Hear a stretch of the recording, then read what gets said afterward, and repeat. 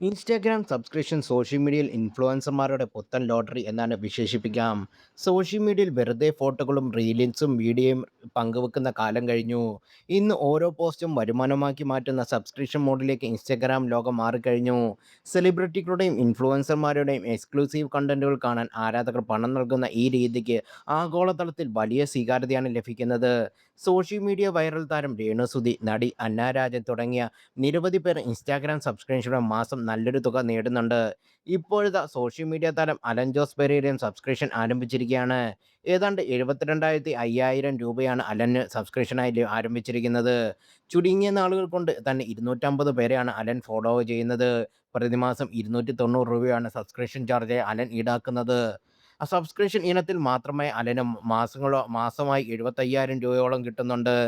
അതേസമയം social media താരം രേണുസുധിക്ക് ഇന്ന് 2763 സബ്സ്ക്രൈബേഴ്സാണുള്ളത്. 180 രൂപയാണ് ഈ ഇനത്തിൽ രേണു നേടുന്നത്. 5,00,000 രൂപയ്ക്ക് മുകളിലാണ് ഇൻസ്റ്റാഗ്രാം സബ്സ്ക്രിപ്ഷൻ രേണു പ്രതിമാസം നേടുന്നത്. അന്നാരാജിന് നിലവിൽ 784 സബ്സ്ക്രൈബേഴ്സാണുള്ളത്. പ്രതിമാസം 390 രൂപയാണ് സബ്സ്ക്രിപ്ഷൻ ചാർജായി അന്ന ഈടാക്കുന്നത്.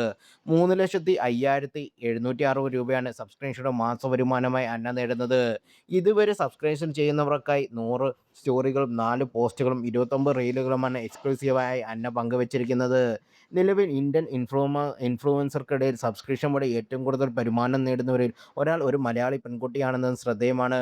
മോഡലും ട്രാവൽ, ലൈഫ് സ്റ്റൈൽ, ഫാഷൻ ബ്ലോഗറുമായ അശ്വിനിയാണ് ഈ നേട്ടം സ്വന്തമാക്കിയിരിക്കുന്നത്.